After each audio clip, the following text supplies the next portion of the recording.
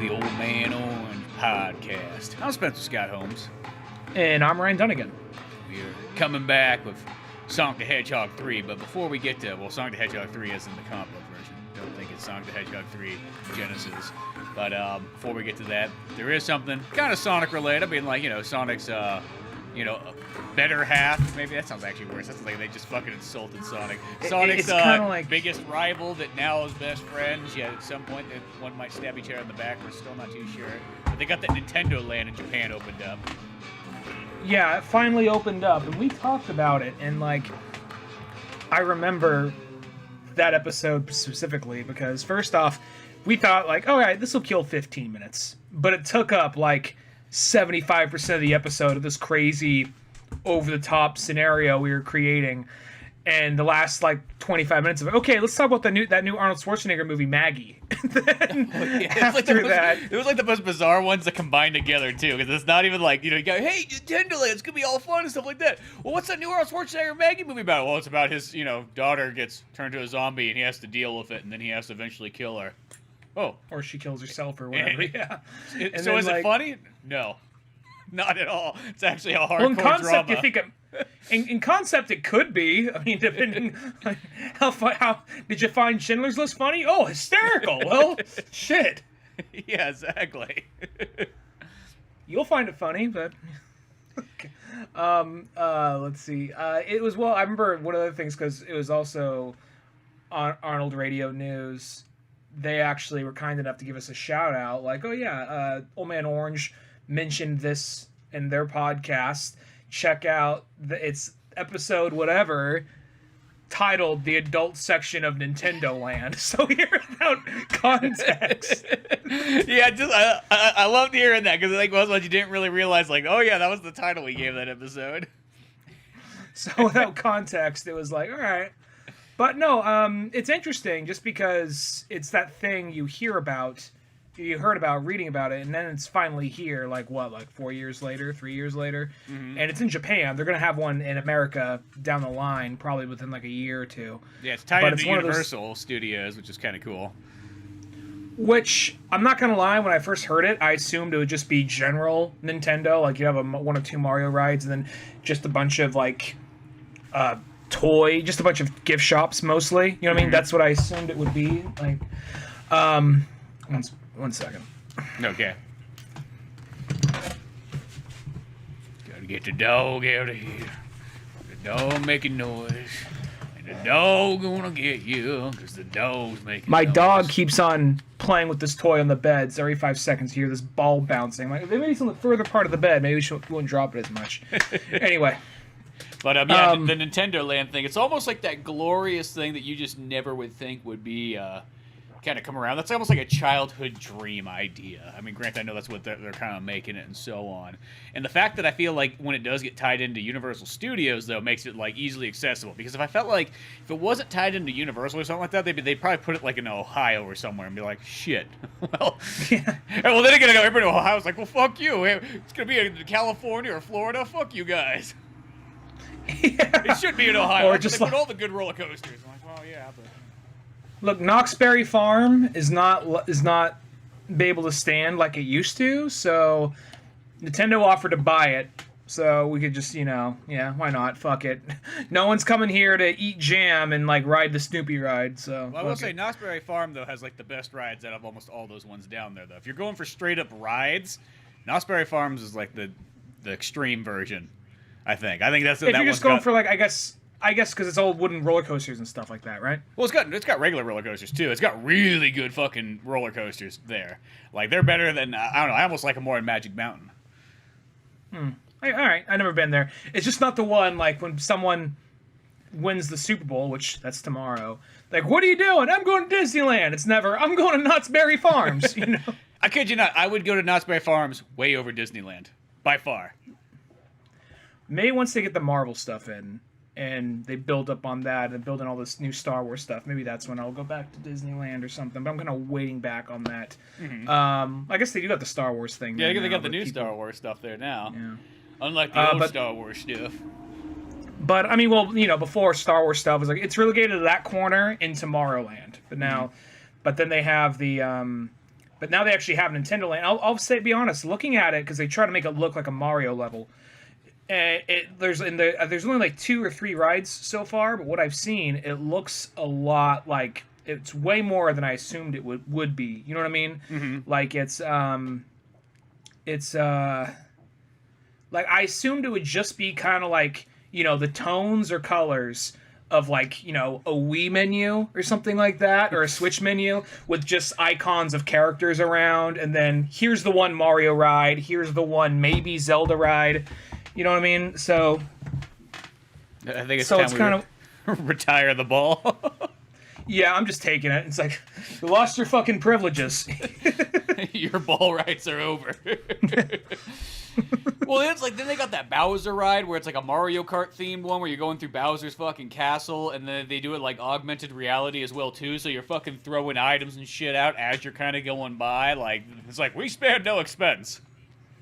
John Hammond comes out with like a toad cap on or something. Yeah. Exactly.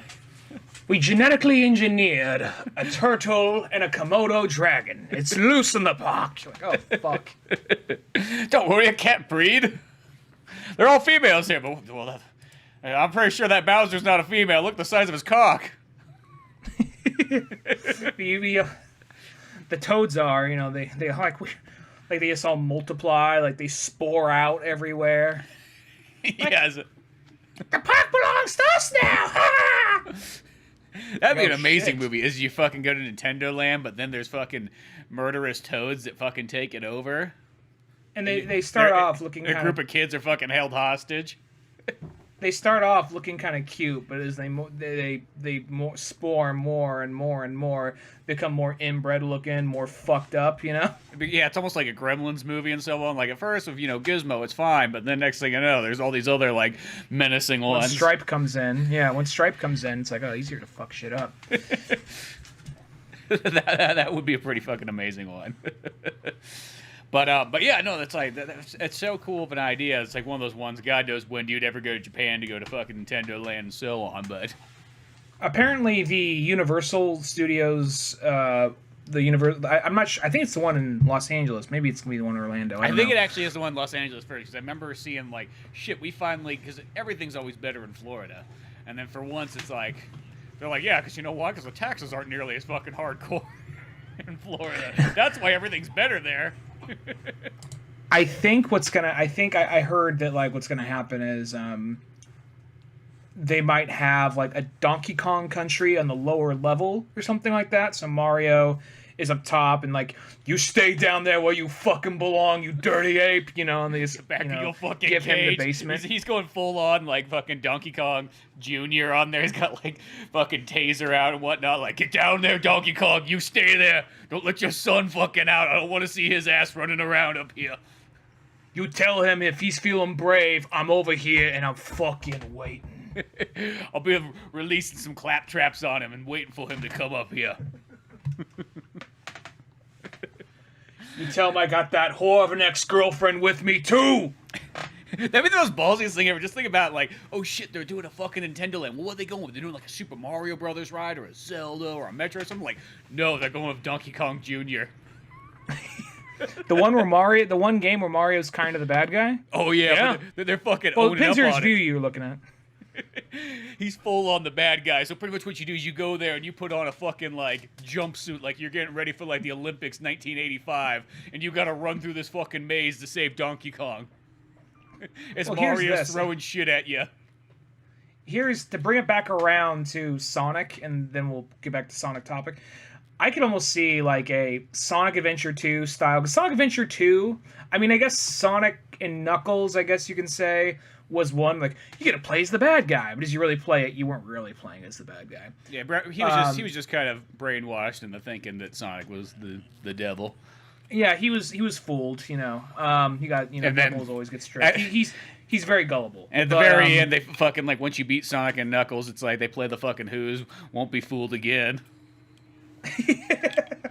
Be like, that's the real reason why we can't actually get that game out to release it again, is because we fucking use the Who song full on in there, and for, you know, the last 30 years we didn't tell them about it.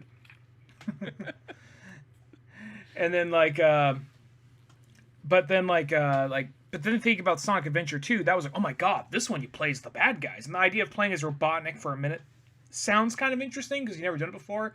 Then you realize after a while, like, oh, okay, I get it, But even though I still really like that game. Shoot the shit out of everything that appears and have that god awful laser sound. That's like the main.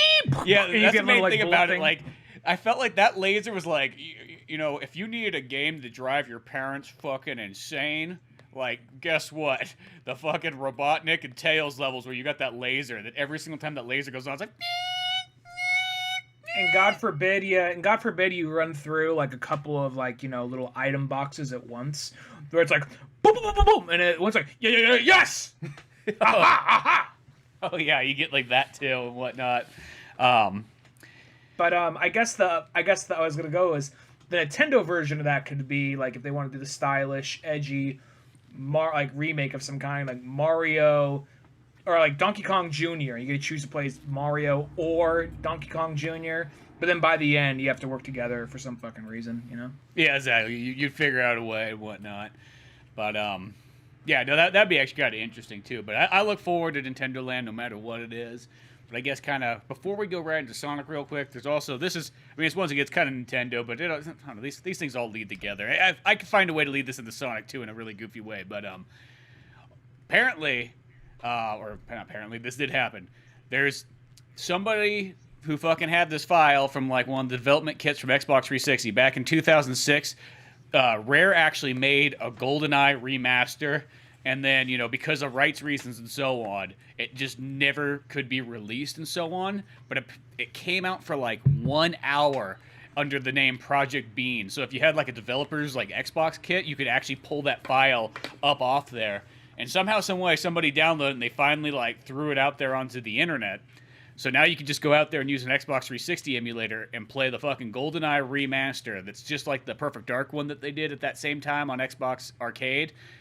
Dude, that thing is like everything I've been dreaming about the whole time. Ever since that Perfect Dark thing came out, this fucking GoldenEye remaster, it looks fucking clear as day, looks amazing. I mean, like, it's the same great GoldenEye experience, but just dialed in completely. It's pure amazing. When it comes to a lot of this rights shit, I just wonder, like, well, it's tied up in rights, and we don't think we can get it because of X, Y, and Z. It always just blows my mind, like, can't you just call the fucking people that have the fucking rights and iron something out? Because obviously that thing would make money if you just threw it out there. There's enough people nostalgic for it, so a lot of times I don't get that kind of, I mean, I know clearly it's more complicated than that because otherwise they would do it, but I just don't understand how, you know what I mean? It's like, well, we can't really use it under, like, I don't know, there's probably some stupid copyright shit under, like, oh, you can't code it onto this or whatever. But at the same time, it's like, god damn it, this thing is how fucking old. You could just easily make some fucking money off this thing if you just call the fucking guy and, what? They're like, oh, I don't know, we might want to re-release it ourselves somehow. Like, what's MGM still got the fucking, or did the company fall through? Well, at the time, it was 007, because that's even what Xbox said. They're like, yo, shut the fuck up, guys. It's like, like, us here at fucking Xbox, like, we're trying to fucking do it. It's fucking 007 that's fucking shit up over at MGM, or not 007, let's blame it on MGM. Like, that was the whole reason, like, why it couldn't come out and whatnot. But it's like, well, those ones, like, literally Rare put it all together. Like, they full on, somebody got paid and fucking worked their, putting a remaster together. It's not like building a full game, but it's still, still probably quite a bit of work to be done there.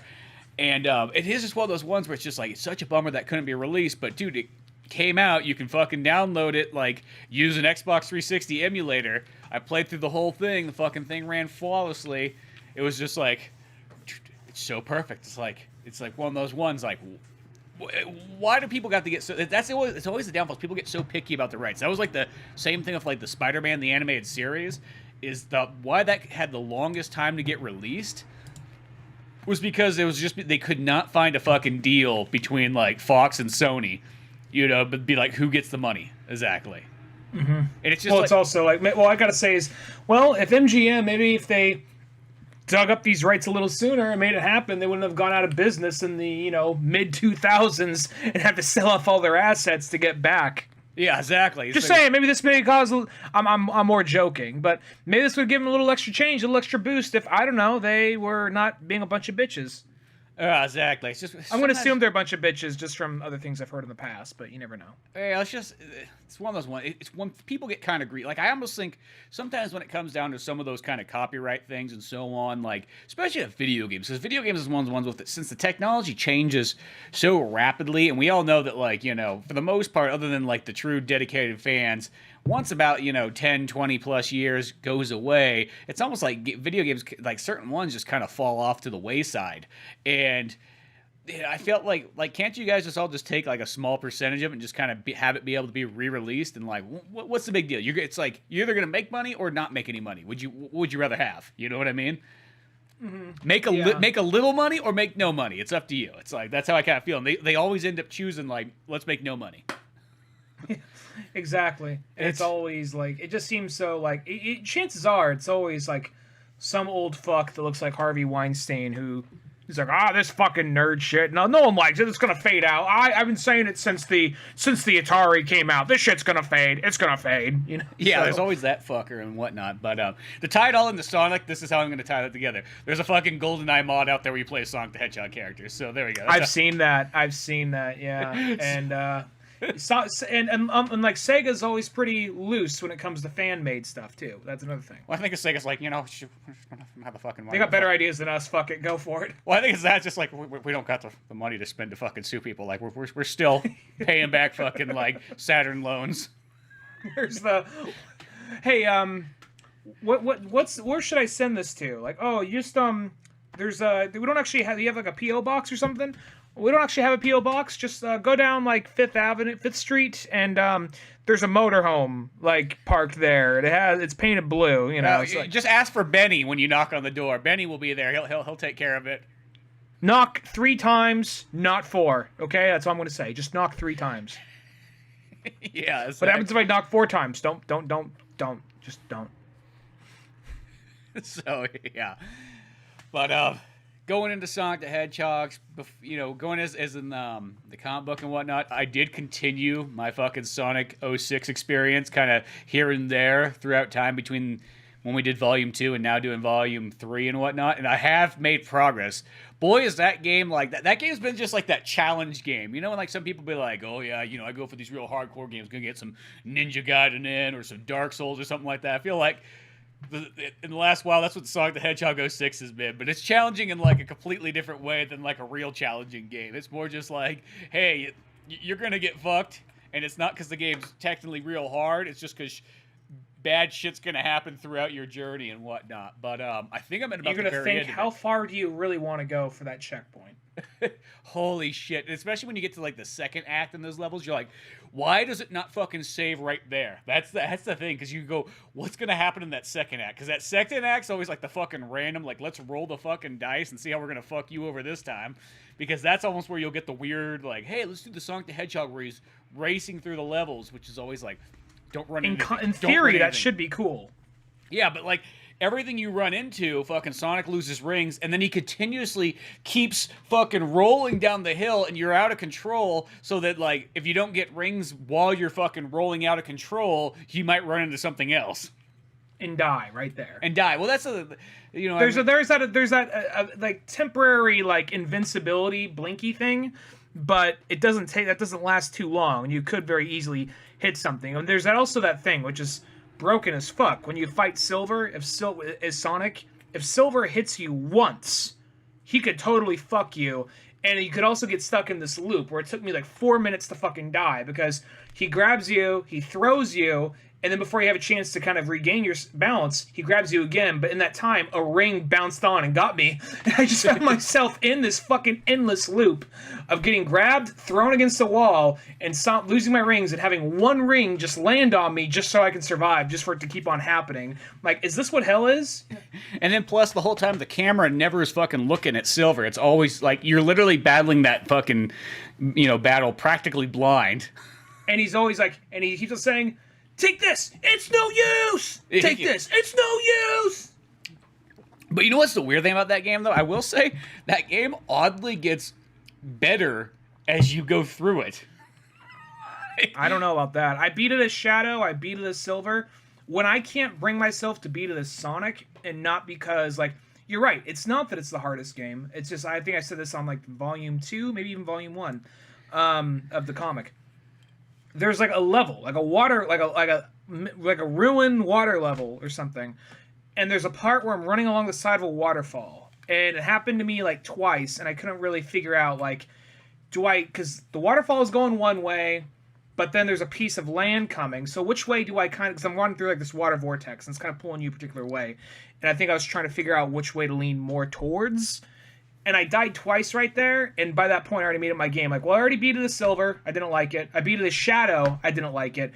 I'm 90% done with Sonic. I still don't like this game. I don't think anything's going to change my mind by this point. And later I just looked up the cutscene, like, alright, whatever. Still don't think the story's that great for this game either, so whatever.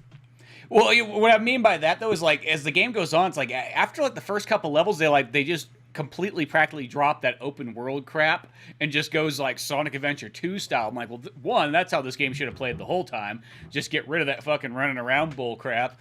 And you gotta find us. We're playing hide and seek. How about I don't fucking kill you and you give me the fucking key so I can save the fucking world? Yeah, exactly. Or like, oh, the guards are, somebody's gonna lie to you, and it's just like, you fucking lied to me, you fucking cunt. You know? Yeah, the fucking guards, the guy, like they're dressed like fucking Oompa Loompas or whatever the fuck. Yeah, you know, but it's like weird. It's like that thing kind of goes on. It actually oddly, like, I'm not saying it gets better, like, oh, it literally gets like good. But I mean, like, it does almost smooth out more farther into the game than it does in the beginning of the game. I thought that was kind of weird. Like, the camera actually gets slightly better, like for some of the later boss battles. And then, like, it's almost like they worked harder on the end of the game than they did on the beginning, which is just such a bizarre thing to think about. You think you'd want to work harder on the beginning so you can kind of fool people and then go like, well, fuck it, they made it this far. They're going to want to see the end. I mean, the concept of that game, I mean, there are good ideas within that game. Mm-hmm.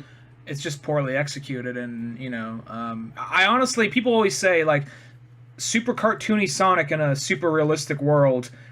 I don't think that's impossible. Yeah. So I think it could work, but the game just doesn't implement it well, and it really feels like a game that was slapped together. And like, we can have this ready for you in a month. Well, you got 2 days. Oh, fuck. All right. Yeah, well, and it's one of those ones, there's something else I kind of learned is when it comes down to a lot of the levels, is a lot of times don't fucking touch that joystick. Just let Sonic run. And like a lot of times when I touch the joystick and try to like play the game sometimes, that's when Sonic will just shoot off in the wrong fucking direction that he's not supposed to go. But sometimes if I just kind of let the game sort of go on autopilot and then just like every once in a while come in here to like manually control here and there, like I kind of realize like, oh, okay, that got me through a lot easier.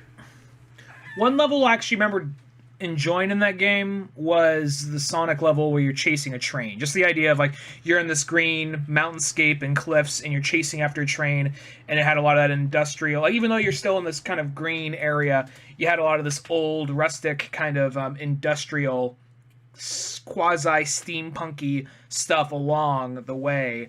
And that was just an interesting concept to me. I like the visuals of that level, and you know, it didn't play perfect, but it was like, okay, if more of the game was not just saying that aesthetic, but more of the game was kind of as tuned in as that level was, then maybe I'd be a little bit more on board, but it's not. You know what I mean? Yeah, that level actually was kind of a neat one, too. And I mean, other than the fact that, like, you had to be fucking spot on fast on that level. There was no thinking in that one. It was just like, keep going, don't fucking stop. Mm-hmm. That train is going to blow up any second if you're, like, just 2 steps off. But it's one of those ones, I'll still say at the end of the day, that game, to me, I mean, there's probably still, you know, months of work, but it's like one of those ones that feels like all you really gotta do, I mean, you're not gonna make the game like a fucking masterpiece or anything like that, but you could make it a pretty decent Sonic game if, you know, you kind of just went in there and just fine-tuned some of the aspects just that extra bit more that it sort of needs. Like, you know what I mean? If you could just get Sonic to play kind of like, let's just say, as smooth as he plays in Adventure 2, you could get the camera to actually lock on when it needs to, and a couple other things, like give it a little bit more checkpoints maybe and saves.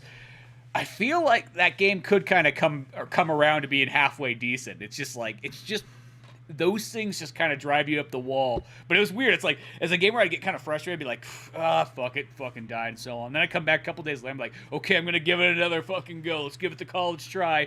And then you get another level or two into it, and you're like, okay, making progress. I guess I'll keep going.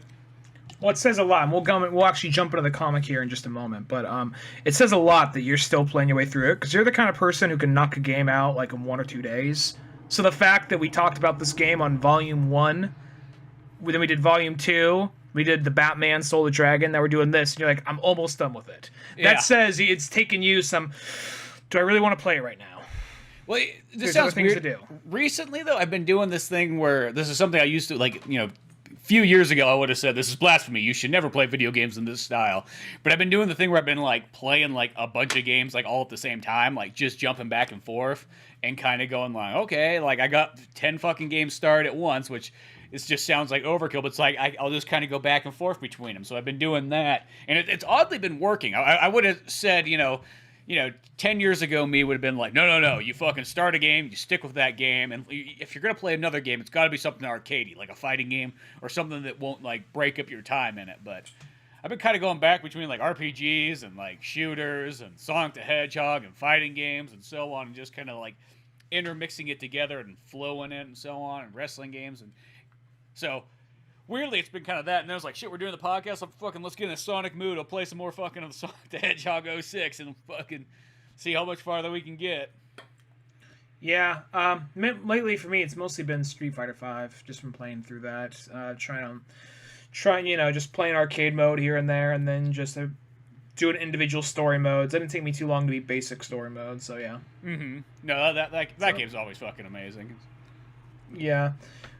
Yeah, that one's pretty. When it came out, it was a big clusterfuck. But I mean, when fine-tuned in the way it should be, it's a really good game. I'm glad I waited as long as I did to actually get the main, to just pay $30 to get all the shit that would have cost me like $200 down the line or whatever. Yeah, well, that's almost an example. I mean, Street Fighter V wasn't like broken, but that's almost the thing. Is like when that phone first kind of came out, it was just like. It felt They're like pulling some EA shit. Yeah, well, it's like I'm not gonna throw EA because I'm not gonna throw. Everybody always wants to throw EA under the bus, and like, don't get me wrong, they are like the big with good reason bully company and so on. But at the same time, though, they do make some games that go like, I go, well, shit, that's pretty fucking dialed in. I don't know who else would have been able to get this going as smooth as they did. So I don't know.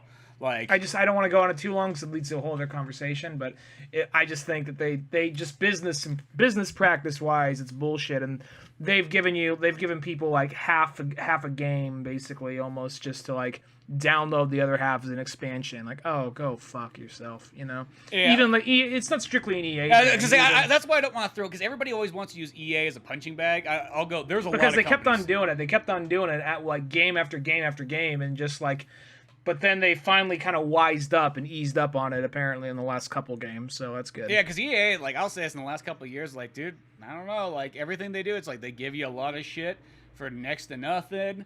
It's fucking tuned in, dialed. I mean, I know somebody out there would point out that there's, certain problems and so on, but I'm like, I don't know, some of my experiences of playing through some of the Battlefield games and so on, like, it's like, it's been pretty fucking smooth. I don't know what everybody's complaining about. I think by now they just kind of like realized that, like, oh, if we just keep on trying to continuously fuck people, they catch on to it. How about that, So I think they just eased up, and but we'll see. But I'm still curious about that Rogue Squadron game. I'm still curious about that. Oh well, yeah, that game was great. Like so. But it's like one of those ones, like, I don't know, like, I like the Star Wars EA games and so on, but what I was saying about with Street Fighter V is because that game kind of came out, and it was almost, it wasn't that it was broken, but it was like almost like Capcom kind of gave you half a game. Like, that's how it pretty much sort of felt. Like, there was only like 18 characters, no story mode. It was pretty much just straight up arcadey, like, and they, of course, charged $60 for it and so on. But it's almost the thing is, like, as time has gone on, they've had, extra double the characters plus all kinds of costumes, all kinds of, story modes and extra things and so on.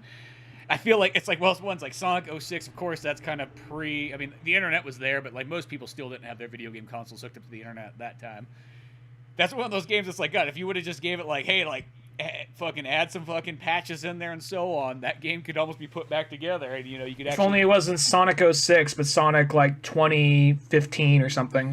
Yeah, exactly. Because that's what I mean. Is like, I feel like that game, if it just needs a little bit of fucking love and care, and that game could be almost kind of like in a Sonic Adventure 2 category. I feel like you could get it dialed in to about being a pretty fucking decent, solid game. It's just like, it felt like it was just missing those last couple months of just like smoothing it out. I'm not going to say the game's going to be like a fucking 10 out of 10 game, but I mean, like, it would be one of those ones where I think that, like, with just a little bit more time and effort put into it, I think people would have been like, oh shit, that's a pretty fucking good Sonic game. Well, it's the last time I feel like they try to give it. I mean, there are times where you hear they try to do something big, but at the last minute Sega, like, fucked up business-wise or just meddled somehow. Which it's weird about Sega because you hear about all this like meddling they do within the game and all these really strict provisions and restrictions they put on the character Sonic and the franchise. Like there's almost a quota. Like the reason like Mania originally was meant to have all original levels, but Sega really pushed for it to be retro levels. Yeah, and then like, how about we meet you halfway in the middle? How about we do a couple new levels and then remixes of classic levels? Like, all right, fair enough. But then so there's that, but then you also get they don't really care so much about people playing around with their properties and putting it out there, where Nintendo cracks down on that like no other. Well, Nintendo has the money and the lawyers for that kind of stuff. I think Sega just doesn't have... I think if Sega had power, they probably would too, but when you just don't have the same power, you're just like, fuck it, I guess... We don't got fucking time and money and resources for that. Like, and people are like, Sega's so cool, and Sega's like, yeah, we are. I guess we are pretty cool. Yeah. You know what I mean? It's like one of those ones. Like, believe me, if they had money, it would be the exact opposite way. It's like, you know, Sega's one of those ones that just feels like shit. We better not let them know that we don't probably have all the copyrights on all our characters. If we lived in a world where like if there's the Rick and Morty like multiverse type thing, we lived in the world where Nintendo was the company having trouble getting by, and they were putting Sonic in half-finished. They were putting Mario in half-finished games, and Sonic is the one that has like Sega World theme park right now. Yeah, exactly. Well, shit, I just always think about like when Sega's going bankrupt, who was the company that fucking bought like half of them? The Guilty Gear company? That's who bought them? Yeah. You know what I mean? Like realistically, back in the day, what else did Guilty Gear have? I know Sammy probably had something else, but that's all I can think about is just like, oh shit, that Guilty Gear arcade money. They're like, oh, we did pretty good with this. Sega's practically for sale stock-wise. Let's get some of those. That was like one of those ones that, like, you know, anybody else probably could have picked that up real easy, but it's like, oh, no, Sammy got it. And shit, their name's on that Sega thing the whole time still. Oh, good for them, yeah. Looks like Kai from Guilty Gear is telling Sonic what time it is. Yeah, exactly. But get used to that little yellow-haired anime boy talking shit to you. Like, all right, man, I guess what I gotta do now. Gotta run. I don't know. It's weird. Even in just kind of the Sonic kind of marathon, I've been kind of almost even like sort of like a proto Dreamcast kind of one too. I was just kind of going through, you know, not only the Sonic games, of course, but then I was playing Grandia 2, if you remember that RPG. You know, that's like is that kind of like no, that's.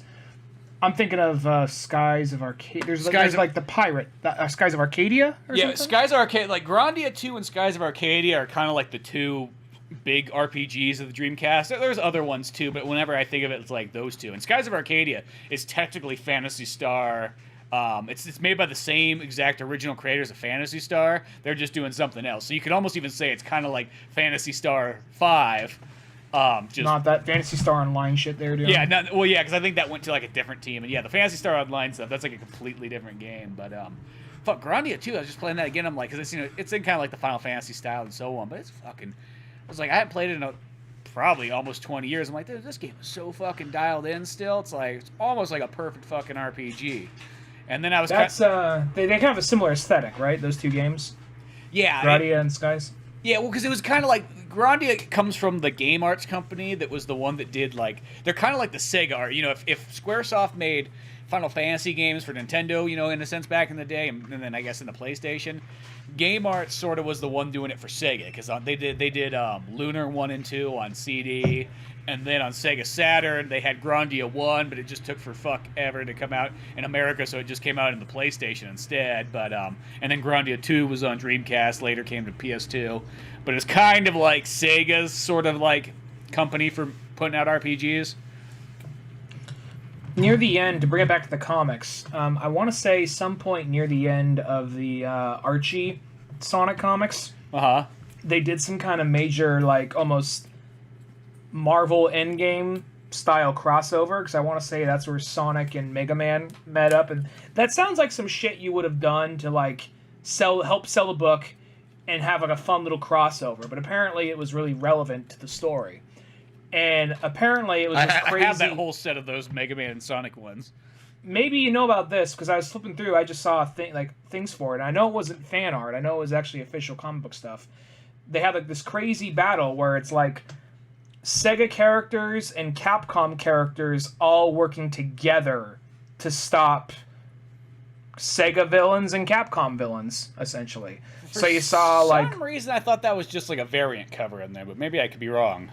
I want to say maybe it went on a little longer, like maybe there's an expansion on that, but I want to say that maybe that one was a special, I don't know. But I know I remember seeing artwork of like Sonic and Guile fighting together. Like, not each other, but fighting together, and he did a Sonic boom, and Sonic has just given him, like, a dirty look, kind of. Well, see, that actually sounds pretty amazing, though, if that's the case.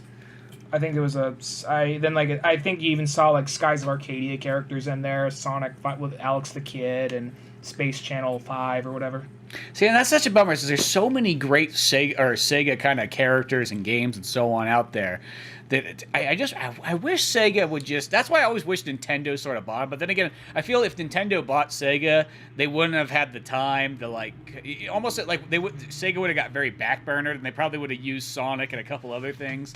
And then Nintendo be like, shit, we got Nintendo things to work on. We don't got time for fucking Sega.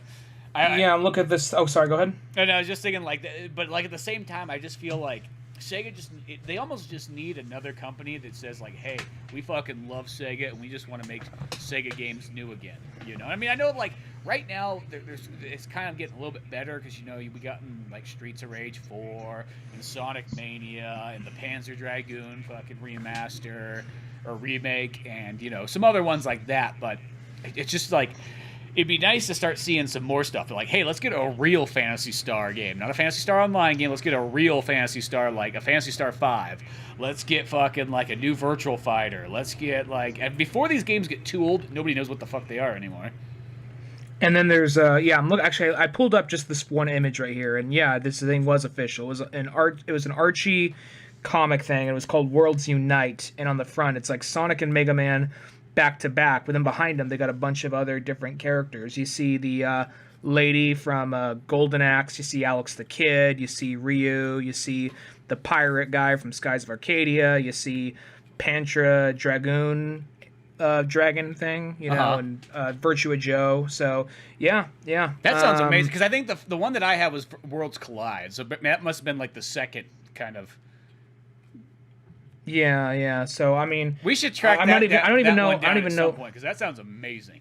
Yeah, I don't even know though, because it's like I think that this is one of those ones where like maybe I heard wrong, but I heard that, like, you know, once again, one of those rights things. I heard like a lot of the Archie stuff, like later Archie stuff, is out of like print right now. You can't find any of the Archie stuff on Comixology.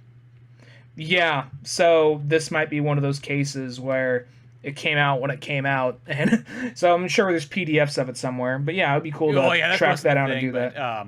You might be able to find... Sometimes you can still probably find the print book. It might not be like super cheap, but, you know, you might be able to find one for like $20 used. That's what I would kind of hope. I mean, I was going down my 80s Superman collection. There are books that came out in the 80s, but they were printed out in like the early 2000s. And some of those books were like, oh yeah, here, we got it used for $20. Cool. We got it used for $400. Like, go fuck yourself. Yeah, like what fucking book is that anyways? Yeah, well, it was Volume 4. Like, Volume 3 was relatively easy to find for like $20, but Volume 4, that one was for some reason really hard to find, and I managed to find one for $40, but forever it was like $300 or whatever. Well, anyway. Don't fucking trust Amazon on this. It's $110, but for that fucking Worlds Unite book. But sometimes when there's like Amazon's, like there'll just be one person that has it, so they kind of just super inflate the price. Jesus Christ, yeah. Well, then there's the Worlds Unite on Kindle, so maybe this is fucking it. I don't know if it's the same one though. Yeah, I don't know. Well, if they don't got it digitally, then I guess because I ain't paying some asshole $110 for a paperback. So, Yeah, PDF that shit later down the line. Yeah, so I'd love to give you my money, but somebody can't pick up their fucking phone for the rights. So what can you do? Yeah, once again, just like the beginning of our fucking podcast, it comes down to just like, it's like, wouldn't you rather just have a little bit of money than no money? It's all poetry. It all comes around in a circle, as George Lucas says. All comes full circle at the end. Yeah, exactly. Somehow, some way. Let's jump over to the comic, the thing this episode's named after. Like, God, fucking 40 minutes. You guys are still talking about the shit. Yeah, well, it's all related. It is. It's all fucking Sonic the I'm on the Hedgehog. same side as you. I'm just acknowledging the other argument. Yeah, you know what I mean? Shit. Plus, let's be honest. These books, these IDW Sonic books, as good as they are, they're only 4 issues, and you can kind of like crank these things out like in 30 minutes. Yeah, well, yeah, because 4 issues, one, it's like that's already kind of a short kind of run one, especially when if they're kind of length and so on. So it does kind of go by kind of quick, you know. And plus, this one's pretty. Oh, go ahead. Sorry. I was gonna say, well, this one too, because this one literally is just like it's like the epic final battle to a trilogy, where Metal Sonic realizes that he's gonna fucking do his master's bidding and absorb everybody's fucking knowledge and power and get to the extreme version of Neo Metal Sonic. Now, at the end of the day, this book, it is pretty much just a big battle, but there's like little moments of story here and there. But the thing is, there's within this battle, because I think that a lot of times when I'm ever reading like a big Marvel or big DC book, where it's like, it's usually a big crossover event of some kind. Like, all right, how long is this battle going to go on? And some vital information is going to come out in the middle of it. This is one where it feels like there's a lot of moments, a lot of character moments, and a lot of personality building moments that shine through and still make the battle fun to read because a lot of times I'm just went through like I enjoy the artwork, but it's going by so quickly, and I feel like the story doesn't really matter. It's mainly just so the artist can draw whatever the fuck he or she wants. Where this one, it's like the artwork is still really good, the action is still really good, and it is all mostly action, but there's a lot of like small little character moments. And the thing is, people always say, oh, Sonic was cool in the 90s, but once he started hanging out and getting a bigger cast of characters, it got stupid. I think these books prove that a lot of these side characters can be more than just, plushies in like Japantown, Yeah, and I think, the people that always say that are not really Sonic fans. I feel like those are the people that's like, yeah, I played Sonic the Hedgehog. Which one did you play? I don't fucking know. He was blue and he ran fast. Like, it was on fucking Genesis. There's palm trees and shit. Yeah, it was on fucking Super Nintendo. I don't fucking know. I always feel those are the kind of people that mostly say that kind of stuff. Because obviously, I feel if you're a Sonic fan, like, granted, yeah, I know the 2000s and up games have always kind of been, obviously a roll of the dice on what the quality you're kind of getting. But, realistically, it's like none of the stuff in there is really kind of bad. It's like there's cool characters in there, of some of the newer ones and so on. But these books right here, I definitely will say, kind of flesh them out a lot nicer so that, I mean, it's not. I don't think it's gonna win over somebody. If you're not into Sonic, you're not gonna get won over by like the character development in here. But if you like Sonic already and you like want to know more about the world, this does a real good job of being like, hey, all these characters are fucking cool. I mean, they're all dialed in, fucking, I even love how Knuckles is just freaking out the whole time in this one. Like, he put his fucking dirty hands on my emerald and he shoved it in his chest with his fucking beating metal robot heart. Fuck! Well, I like how, like, even, like, this has, I guess, I mean, this is, I think, not everybody, but I think some of the people that work on this probably have their start in, I'm not going to say Newgrounds, but a lot of like internet Sonic community type stuff, because I know that's where Tyson Hess got his start, as well as Christian Whitehead on like Sonic game forums and that kind of thing. And as time went on, they all became, now they're like the hot shit of Sonic fans, and they basically have a major input in the Sonic movie and upcoming Sonic games. So it wouldn't surprise me the least bit if a lot of these artists, as well as the writer Ian Flynn, were like kind of hanging around in those groups, because even like some of the moments like kind of almost seem like kind of like internet humor moments, but not like anything that's too distracting. Like there's this part where, going back to Knuckles, when he's trying to get the emerald out and he pulls it out, but he almost has like this look on his face, like he can't believe he got it out, but it's not like an anime kind of like it's not like an anime like duh kind of look. It's more of like internet comic strip kind of look, almost kind of like a. I'm gonna even say something kind of around not this exactly, but something around the lines of Ugandan Knuckles, sort of, you know. Mm-hmm. Well, yeah, because he just has this very like blank expression, almost like it's the animation completely changes, or the artwork kind of does. And as he's flying away, he's just so happy, he's just smiling with it. Like it's a completely different art style just for these two panels, but everything else goes back to what it was. Mm-hmm. And I mean, probably by this point too, I would like to assume at least that everybody who's kind of getting hired for a fucking Sonic the Hedgehog comic book is obviously a hardcore Sonic fan. You know, where I think back in the other days it'd be like, hey, Bob, you did a couple books over at Image, right? You want to do this fucking Sonic the Hedgehog bullshit? Be like, what's it about? It's about a blue... Who the fuck cares? It doesn't matter. You draw for a fucking living, Bob. Don't give me that fucking attitude. And just like... Is that the thing about the fucking plumber? I don't know. Probably. Probably. I don't know. Atari comes out with some stupid shit these days. You know, and I think we've... I'm not going to say that does... Because that still happens in movies. You know what I mean? We all know that we still haven't got past that point yet where, like, you know, there still is that guy's like, I don't fucking play video games. It's just like, it was a fucking job and there was money involved, so I showed up. Yeah, I fucking signed my name on that check. You know, but like... I literally heard an interview with like that not too long ago. I was like, I was listening to a podcast where somebody who was hired to write the Halo movie, and he flat out said, I did not give a shit. I liked playing the video game, but I did not give a shit about the lore. I never watched it. I never cared to watch it. So I just got the bare bones basic, wrote a script up, but they never got made. And that's the stuff that just drives me up the wall so much, where it's just like, dude, like who the like, it's like, who are you like, sometimes in the movie industry, it's like, dude, why don't you just go get the guy or gal or whoever the hell it was that wrote the Halo Fall of Reach book. Everybody fucking loved that. Have that person write the screenplay. Oh, but they write books. They won't know how to write a screenplay. Their brain can't comprehend it. It's just like, no, don't give me that fucking bullshit. You know what I mean? Or get the guy who wrote the fucking Halo comic books, or the guy who wrote the fucking Halo game. Like, how fucking hard is it to, you know what I mean? I think sometimes people, they, like you know, even movie making, like, that is one of those ones. Like, let's be honest. You know, the guy who's the director and writer almost isn't, as long as you have the guy who's actually passionate about what it is and so on, they don't have to have ever made a movie in their entire life, in a sense. If they fucking made comic books or a video game or something like that, that's all they really need to do. Because you got the whole crew around them knows what they're fucking doing movie making wise. That's what matters. Well, even like Chris Nolan, he wasn't a diehard Batman fan, but he liked Batman and he was willing to learn about Batman and change his style accordingly. So and that's at least, you know, something good enough, you know. I'd like to assume, though, in a comic book, though, because comic books shouldn't have that kind of, like... I don't think they do. I think by now... It's like, comic books such a, like, a low-end industry that, like, I feel like, yo, who's the biggest Sonic fan in here? You know, fucking 5 hands come up. Okay, you guys are making a fucking Sonic book.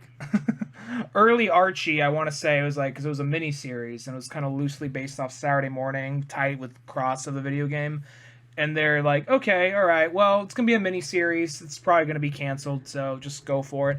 Oh, it didn't get canceled? Well, keep it going, you know, just see what happens. And it kept on going, like, this book's selling. Why don't we actually put some fucking effort into it? And they did, and it went on for a long time until, you know, a bunch of, it's a whole other podcast, with all the fucking Ken Penders rights shit. So, I think IDW grabbing it, I actually, from going off, because I'm not going to deny...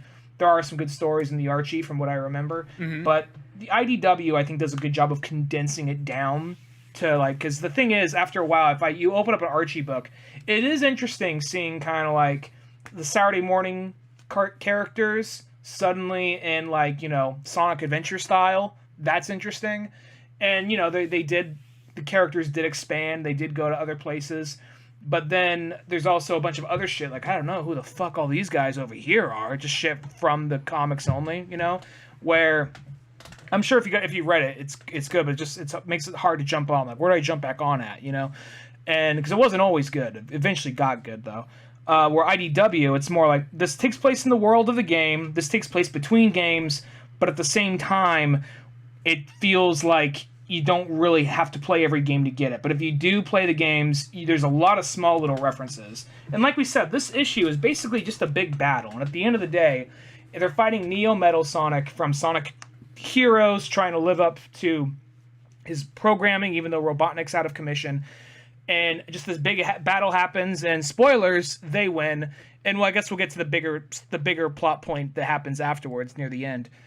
But there's just like small things like, what was it? There's a line, and we even referenced this, not this, but this particular game.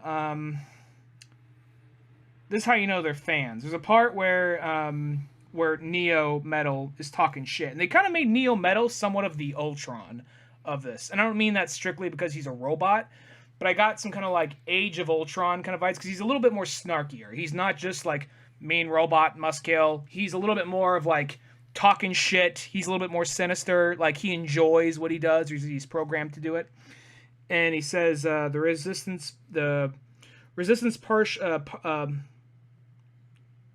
paltry efforts do not concern. I'm not sure if I'm pronouncing that right. Paltry efforts don't even concern me. One by one, they'll all become a black mark on the floor. That last line right there is a line directly out of a song from Shadow the Hedgehog. So, that's why you like. Oh wow, you like everything, don't you? Well, that's what I always can say. The true fan is like it's not the fan, like the people that just like bitch about all kinds of like the bad stuff. Like those people, I always say those aren't the true fans. True fans, the person who goes like, hey, Shadow the Hedgehog might not be a great game, but I still respect it as it is a game. You know what I mean? Or I'll take the elements that are good from it. Or it's like looking like how we're doing at Sonic 06 beforehand, where it's like, yeah, it's really a broken game at the end of the day. Like, you know, we can be honest about that. But at the same time, there is some kind of cool elements in there and whatnot. I feel like that's more what it is, where, you know, you'll get that super fucking nerdy fans like, Sonic 06 is the worst thing ever. It should be burned at the stake like a damn witch. And you're like, I think you should be burned at the fucking stake. But, you know, you get one of those fucking nerds. Those fucking nerds come in thinking they're fucking high and mighty and shit. Well, then you also get, like, I mean, going back, they also find good dynamics for the characters. Like, because going back off that, like, they don't shy away from anything. Because even for a while, I was like, I don't like Silver, because the only thing Silver really was in was 06. And beyond that, he only popped up as a side character who barely did anything. Or he popped up in, like, you know, Sonic, like, non-continuity games. Like, you know, Sonic and Mario at the Olympics or whatever, you know. In this, they made him a good character. I actually like Silver now, which, I mean, if you can pull it off with Big the Cat, which I don't think he's popped in the book yet, maybe he has in later issues, I guess we'll find out. But, I mean, if you can do that with Silver, because for a while I was like, fuck off, you want to be Trunks, you know? But now I'm like, oh, you know what? I like him. And he's not, like, he stands out in a weird way, you know? Yeah, no, Silver actually is pretty cool by about this point. I'm with you on that one. Like, I like Silver. I like Silver in these books and whatnot. And even Amy's a good character in these books. Well, yeah, I still love how, like, everybody just puts fucking responsibility on Amy. Be like, everybody in here is just like this kind of goes towards like the end of the book, but once, you know, they kind of like fucking defeat Metal Sonic and what have you. There's literally this scene where it's like fucking looming, because it's fucking like the Chaotix are coming in, and it's fucking like dark and fucking not Charmy, but what if. Vector's like, where's our money, you fucking whore? Fist, and he's like, yeah, need some fucking payment now. And then Sonic's like, hey, Commander-in-Chief, you got this, right? It just almost looks like they're fucking going to like a dark alley of like a Death Wish movie and whatnot. And Sonic just fucking leaves Amy there with these hooligans. That sounds like a you problem. Later, bam. So it's just like, I don't know how Amy's gonna fucking pay these guys off. She's probably gonna. I mean, in all honesty, it's probably gonna just be like, all right, she's gonna give him a bunch of the raw material, because at the end of the day, I mean, I know we make these fucked up jokes, but the Chaotix are a good team. They're good characters, so it's not like we're gonna fucking beat you until we get some fucking money, you stupid bitch. It's not gonna be that. It's gonna be like they're gonna beat the fucking rings out of her. Yeah.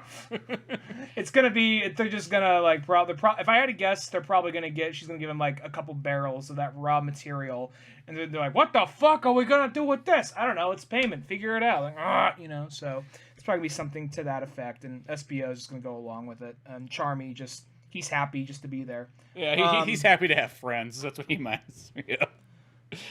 Well, it's also I kind of like what I kind of get from like. Whenever Sonic, Shadow, and Knuckles are fighting together, because it's like Sonic and his two rivals.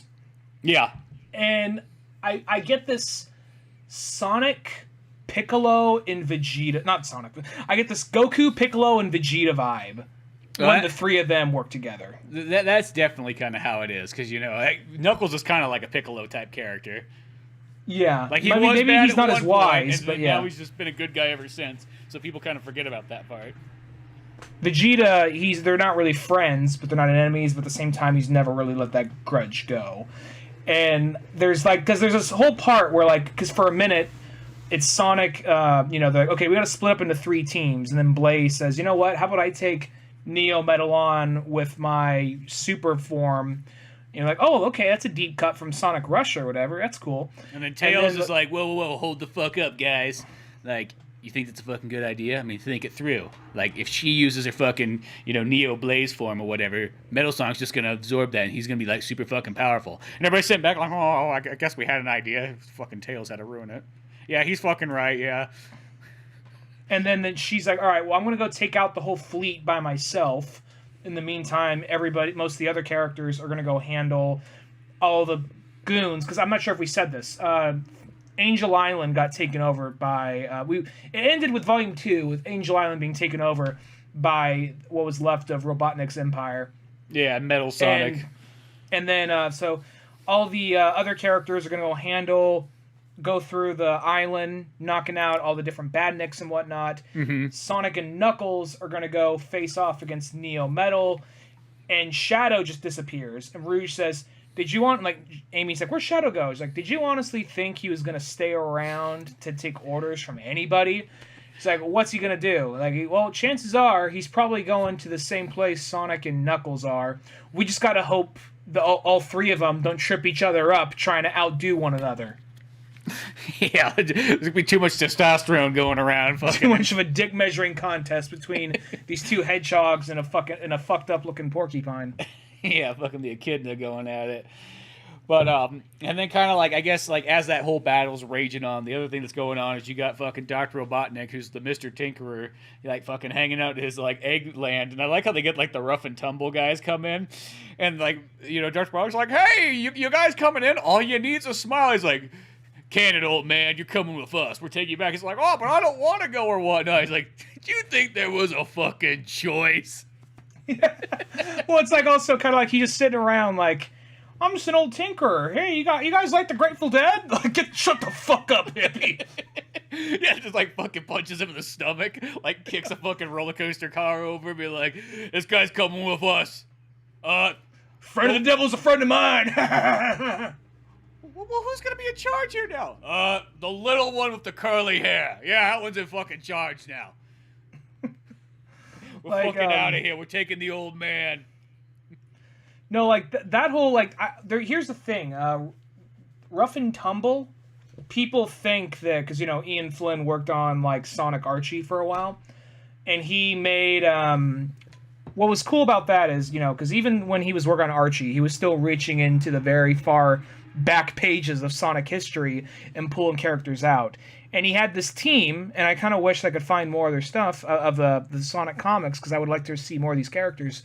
He had a team called Team Hooligan, and what that team was is, it was Fang the Weasel, or Knack the Weasel, whichever one it is, and Bark the Polar Bear from Sonic the Fighters, and then Beam the Dynamite from Sonic the Fighters. So it was this weird, odd-end mercenary team, and it's thought to be, I'm not sure if it's a rights thing or what, but eventually Sega came down and started mandating more. And I don't really know. I mean, they put those characters in Sonic Mania as a cameo, but some people think Rough and Tumble are supposed to be the replacements of those characters of this comic, because there's certain characters that are almost spiritual successors to characters that were in the comics before. Yeah, that'd be an interesting one, yeah. I'd like to see that team back, because Rough and Tumble could be their own thing, but I really like that team right there. Like that, not the main villains, but the side villains, like the Boba Fett's kind of, you know? Yeah, well, it's almost like they're almost kind of like the Team Rocket of this Sonic story as well, too. Like Jesse and James. You know, not nearly as bumbling, but they're still bumbling. Well, it's also, keep in mind, what influenced my knowledge on Sonic for a while was stuff in Archie. So when I did read it as a kid, I always thought of the Chaotix, plus in the name, Knuckles Chaotix, I always thought that's Knuckles' team. But right now, in continuity, Sega's like, no, that's not his team. They're just in one game together. They're just in one game. They hung out one time. Beyond that, the Chaotix do their own thing. Like, oh, yeah, it's kind of weird. It's like, because that's how I always looked at it. It's like in Sega 32X, it's like they set that fucking up. It's like, hey, Knuckles has his own fucking crew. Their own band. They're gonna try to start a music festival next week or something. Well, because it really is. Because you look at the Chaotix, you look at Knuckles. Because it's like Knuckles has a rap theme. I mean, that's literally his original theme song is like a rap song in Sonic the Hedgehog 3 and whatnot. So it felt like you look at the Chaotix, they look like they're like a fucking backup band of like rappers. You know, where Sonic the Hedgehog always has like, yo, I play fucking hair metal. You know. Yeah, pretty much. And then hair metal, maybe the Clash or something. I don't know.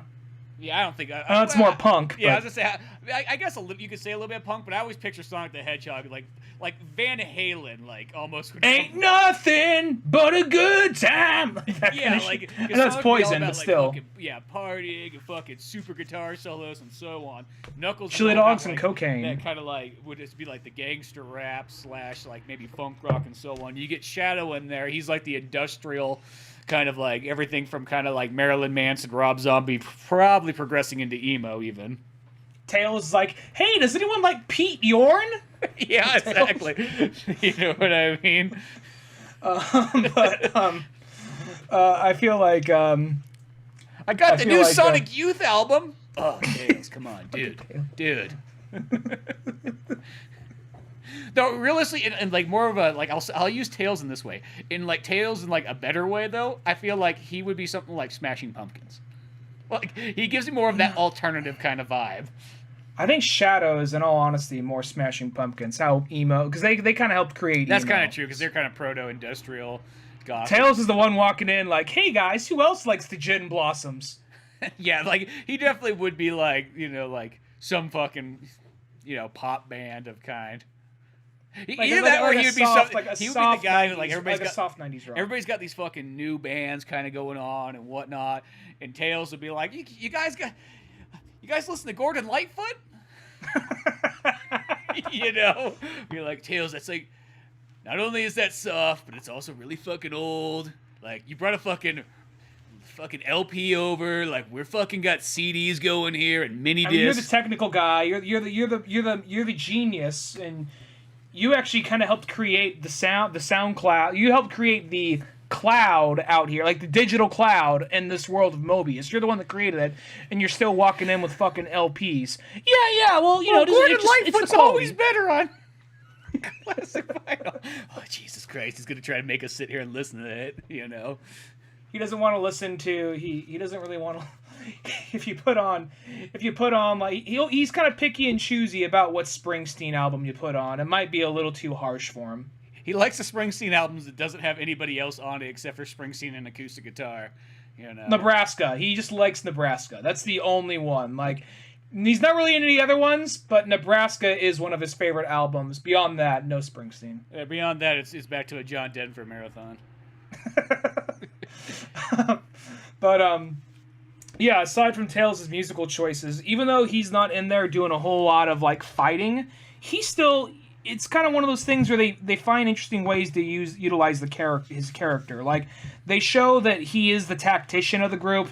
He helped kind of develop a lot of the plans. At some point, they end up stealing one of Robotnik's aircrafts. And Tails is the one to flat out kamikaze it into Neo Metal when he transforms into like a giant Leviathan dragon thing. Because he does that in Sonic Heroes, but I think does he do it in Sonic 4? Maybe in Sonic 4. I know he does it in Sonic Heroes, but I think it looks a little different. It looks goofy as fuck, but it still looks something similar to this. Maybe it's the same thing or it's something similar at least. Mm-hmm. So yeah, he turns into this thing in Sonic Heroes, and Sonic he flat out kamikazes the thing. It's like unworthy child, as he crashes into it. Yeah, exactly. Just like scaring everybody on board and whatnot. And then I guess as we are going on, it does cut back to like they got Dr. Robotnik in the Mr. Tinkerer form, and they got him strapped up to this fucking machine. They're gonna like a Clockwork Orange him as this like I don't know, what is this guy, like a bird or whatever? The Dr. Starline? He's supposed to be. So here's an interesting thing. I actually saw this. I actually got informed on this from like a Game Apologist video, which I thought this was really interesting. So this kind of goes back to spiritual successor characters from the Archie days, but at the exact same time, it's inspired something from Knuckles Chaotix. So I guess in Knuckles Chaotix, there's something written in the code. It's like a weird looking Knuckles. It's like a Knuckles that's white, kind of pink, and has like this eerie red, like it's clearly unfinished, whatever it is. But there's this character you can play as in the game, and its code is just a line of just stars, of star icons. That's all its title is. Just a line of stars. And it somehow, I think it can glitch through things, or it can like fly without, I don't know, there's a couple of things it can do, and it's able to just glitch through stuff. And I want to say in the Archie books, he created like an evil like wizard echidna with magic, and it was supposed to be kind of a reference to that character. And then he flat out kind of named it after, Starline, named it after that character, and made him this guy, which is this guy who's basically a Robotnik fanboy. And he finds Robotnik very interesting and really fascinating. He's just like, you know what? I actually want to be like Robotnik. I admire his tenacity. I admire his work. Now, on paper, this sounds like, just some like dumb bitch character, but I think he's actually interesting as it goes on. Like, I'm not sure what your opinion is by the end of this book, but as it goes on, I think he's an interesting villain. Yeah, no, I actually like him. I think it is kind of neat to sort of have this other guy, because he almost has that sort of like, you don't know if he can kind of turn on Robotnik or some point. Is like, he likes Robotnik a lot, but is he going to get to that point where he thinks that he knows better than Robotnik and then is going to take it over? He has that. I'll say this: he's not without. I mean, I guess you can. He's not stupid. Let's say that. Yeah. He's not like rough and tumble, character. Which I like how he even sells him to like Robotnik later on. Be like, yeah, like when they do their fucking, it's rough, it's tumble. They do like their like Jesse James fucking pose and whatnot. Dr. Robotnik's like, they fucking do that all the time. Like he's like yeah, they do. But don't worry, they're kind of idiots and so on. They're the perfect, but they hate fucking Sonic. They're the perfect henchmen. He's like, oh, my new lackeys. Well, I even like how as this goes on, there's certain things like. They're good at getting in, like, humor like that. Like, do they do it? Because there's even the part when they first do their whole Ginyu Force, Team Rocket, like, spiel to Sonic and Knuckles. Sonic's just trying not to laugh. Knuckles, like, careful. They're highly coordinated, So, like, you would look at it, it's like they got their dance routine down.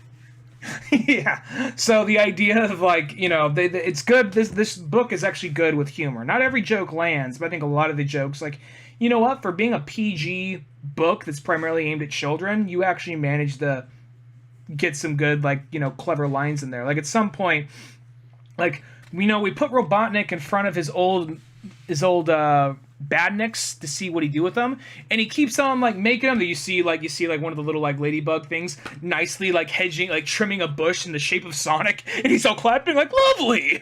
And then like there's Orbot and Cubot, which are his two, I guess, newer lackeys for the more recent Sonic games. I guess Sonic Unleashed. I think Sonic Unleashed and up roughly.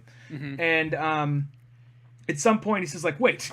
Like they bring up actual things that people like criticized it for. It's like, wait, you mean you have emotion? He programmed emotion into you just to belittle you? Oh, I'm so sorry. I would never do that. Like, oh, this is nice.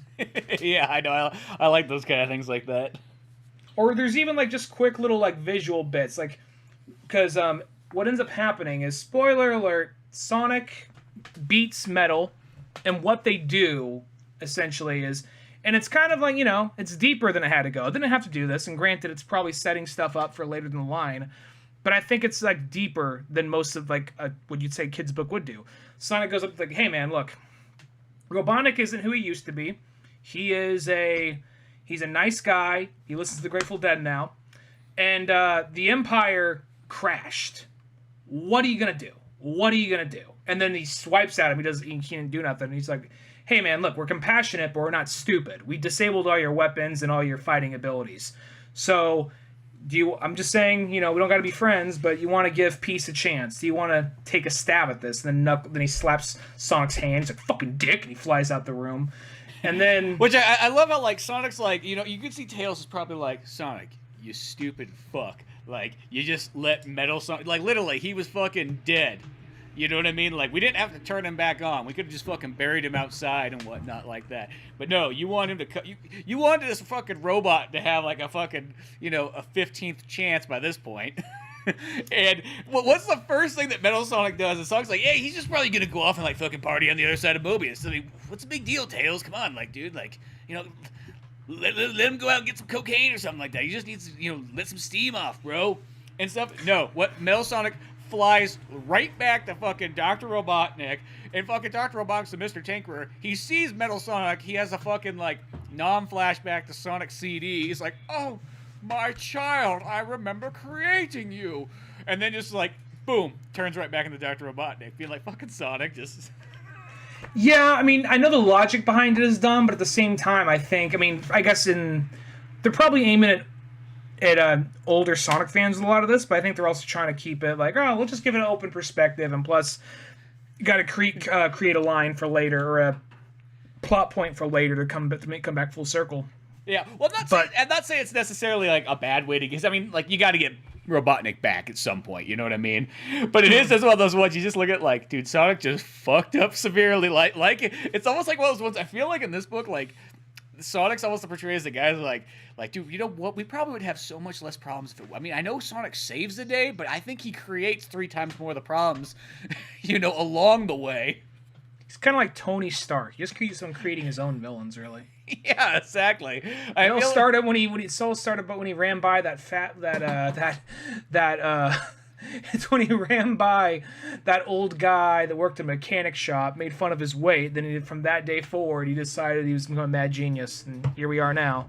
Yeah, because that's how I sort of feel like it's that weird thing that, like, if Sonic maybe didn't, like, get involved in anything, would we not have as much problem? Well, I'll say when he sees it, that's also another moment where they have, like, just, you know, still pictures. They're able to get across, like, just funny little bits. Like, there's a part when, like, you know, he has this flashback to building him, and he says, like, the perfect creation. And then, you know, you see he's all banged up. He says, how dare he damage you? You are my greatest invention. Like he says, like, he wouldn't know art if it punched him in the face. You punched him in the face, right? He's just giving thumbs up. That's good. He's like, yeah, attaboy.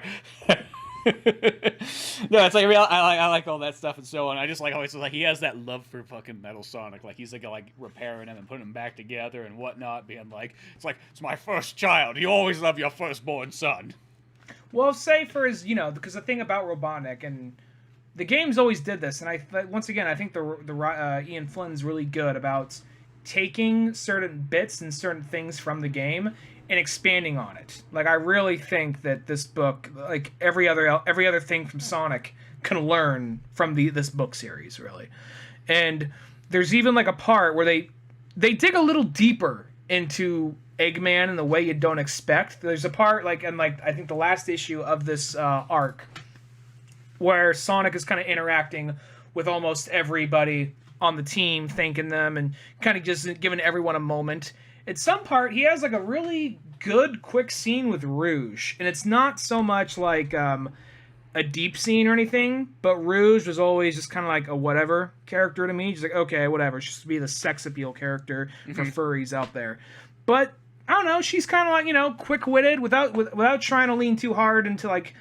I mean, not the same thing exactly, but she's kind of like has that Faye Valentine thing going on. You know what I mean? Like Faye Valentine, Catwoman kind of thing. Not just because of the Jewel Thief and not just trying to do the femme fatale thing, but I mean kind of like the snappiness, the snarkiness. You know what I'm saying? Yeah, just like a Fujiko from Lupin or something like that. Something kind of like that. And, you know, she's just chilling on top of this like spaceship they stole from Eggman.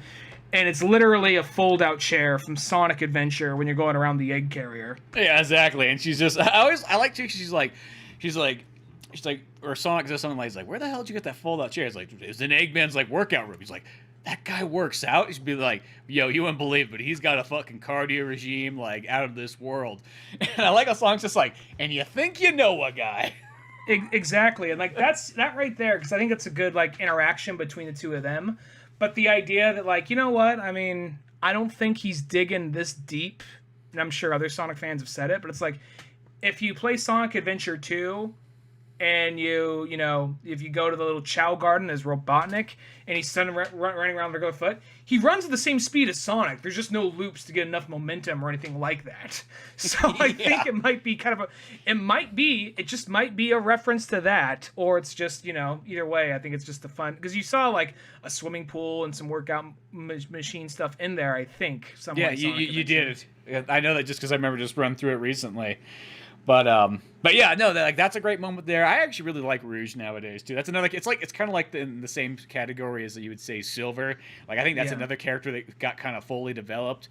And so even like when I was playing Sonic Adventure 2 again, I was like, you know, she's actually, you know, even in this one, you didn't think much of it like when it was kind of first there, but it's like, yeah, she's got kind of a good start basis and so on. They just never do anything with her after Sonic Adventure 2. No, you just see her run by, you know, here and there and some stuff. But and I'm just speaking of main continuity, not Sonic X, not the Archie books, just yeah. Oh yeah.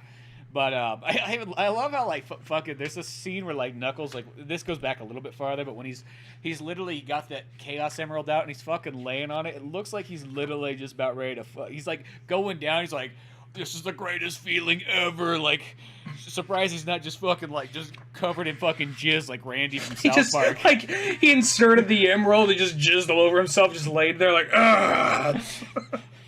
I'm sure there's well, I mean, I'm gonna say that right there because for a minute he thought he failed his destiny and he got it in there at the last minute. He says, "Oh my god, we fucking did it." That's kind of like almost the look he has on his face. And I actually want to go back to this, and I think this might be before.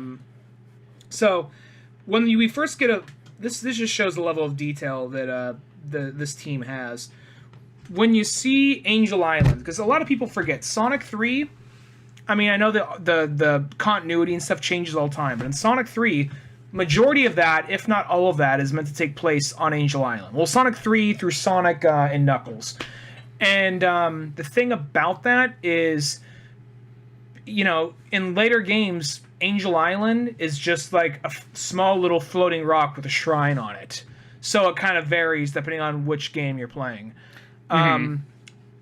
You see Angel Island here. Not only does it look a lot bigger, I mean, you don't see a desert, but it's going to be hard to fit that all in there. But you see a carnival off in the distance there. Yeah, just from those little... Sonic 3. Yeah, it kind of goes to show that, hey, yeah, Angel Island does have the carnival. It's got the fucking snowboard zone. It's got all the good stuff. Oh, I'm wrong. There is a desert in there. You do see pyramids. I'm fucking wrong. Oh, okay, yeah. So they totally got to see. That's the thing is that they get those little details in, and that just makes such a huge difference. There's the mushrooms there too. There's the there's what maybe it's supposed to be the aquatic ruins, or not the aquatic ruins, but. Maybe the aquatic ruins from the aquatic ruins from like the second or third level from Sonic 3.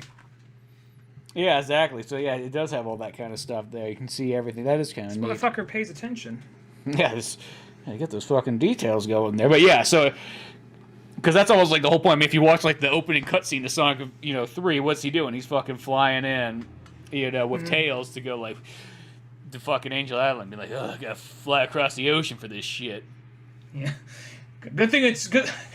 I'm just imagining. There's always been this island floating in the sky, just lands down in the ocean, and they're just like, what's the, like, why? How do we not notice this giant floating island and right above, like, right underneath this fucking like floating Death Star with Robotnik's face on it?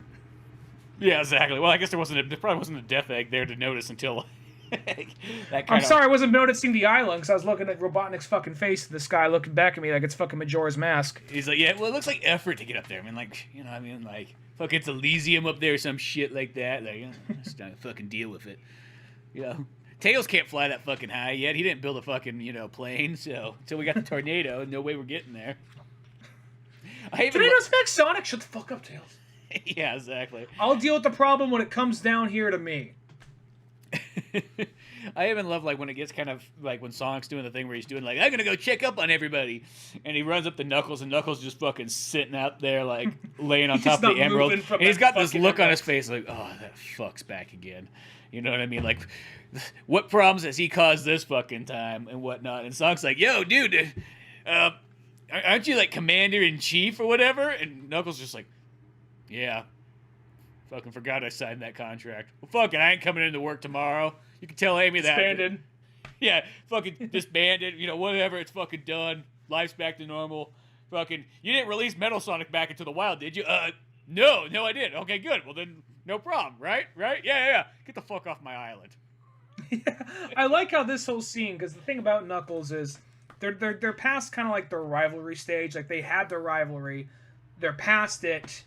In Sonic, just their personalities. It's more like Sonic's the friendly guy who just happened to be there. Knuckles is always going to do the right thing to be there, but he's at the same time like, look, if you're going to just fucking hang out here all day, can you just shut the fuck up? I kind of want to sleep.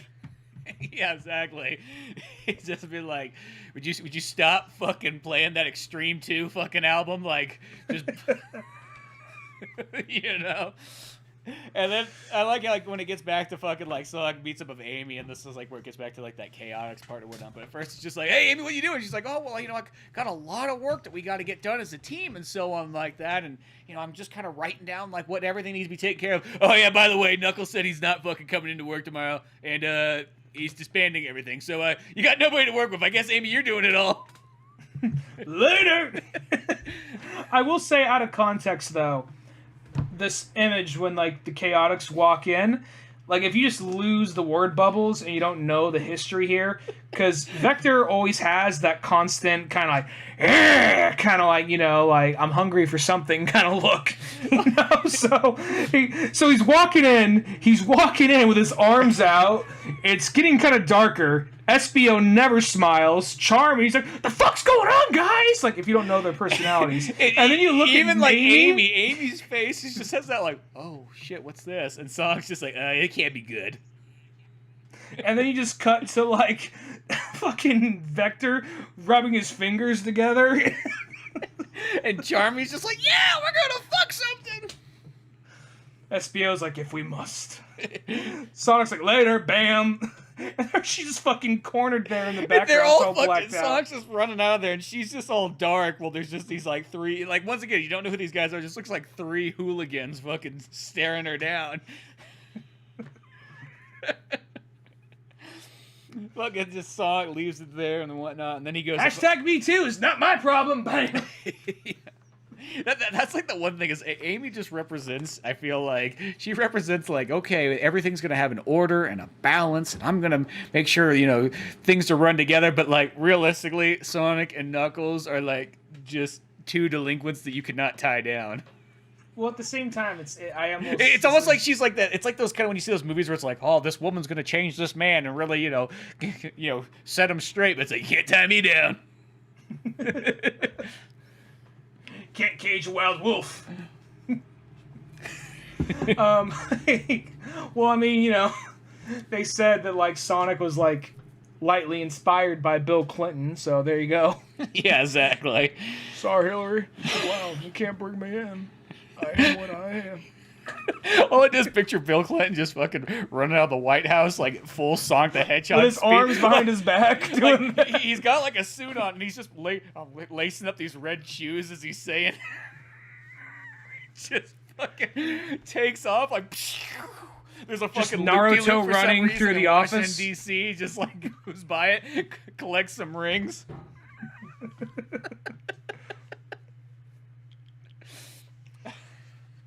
A fucking saxophone song playing. He jumps off a fucking spring. I want to say earlier concept art of Sonic had him playing a saxophone. Yeah, I think he did when he had like the Madonna girlfriend and everything. Yeah, which I think I think I overheard the Archie book actually brought that in at some point. I don't know if that's true, but I think she made her kind of a character, but not like a huge prominent character or anything. But yeah. Like, oh, fuck, it's my old band. And that groupie won't leave me the fuck alone. She just realized it was a one-time thing. Yeah, I don't know how many times I have to explain to people it's just a one-time thing. Like, I appreciate it, but I wasn't, like, trying to get you a ring here. I wasn't giving you the keys to the house, It's just like that band I started with, like, the Canadian guys up there, and, they thought, like, it was a deal for life. Sonic doesn't do life. But, like, as it goes on, though, it's, because, yeah, he's kind of like not making peace, but just like saying thanks to everybody, all this and that. Gets a nice moment with everyone.